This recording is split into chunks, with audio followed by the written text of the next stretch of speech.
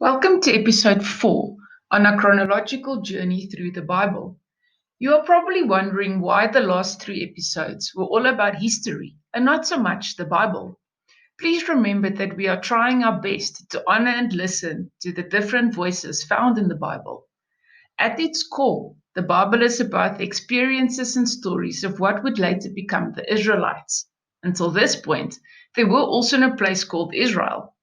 Various groups with their own traditions and belief systems settled in the Highlands and eventually chose to become a united nation under a chosen king. Interestingly, this was the beginning of the documentation of the histories and beliefs. During this period, the first fragments of the Bible were written down. Before this, all their traditions were conveyed orally as a mix of history and legendary tales. In the time of the United Kingdom, these stories evolved from merely a way to understand their lives and history to a tool that could unite the nation. The authors of these documents tried to unite the nation by offering them a common history and religion. Eventually, all the different traditions of the groups who settled in the Highlands were combined into one common history. The first written documents suggesting a shared history is referred to as the Yahwist document. It was called this because its authors had one specific goal in mind: to change the Israelites' religion from polytheistic, the belief in many gods, to a new monotheistic religion, the belief in only one God, in this case Yahweh. The result of this would be unification under one religion, one nation, one king, and one God.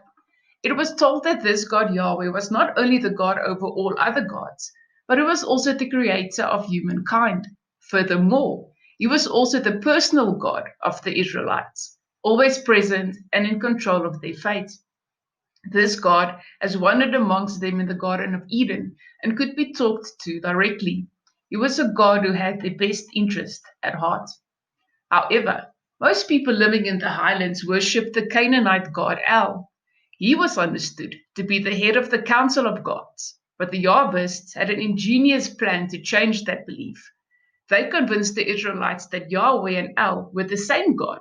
It was therefore Yahweh who intervened in Israel history all along, not El. That meant that the Israelites worshipped Yahweh all along.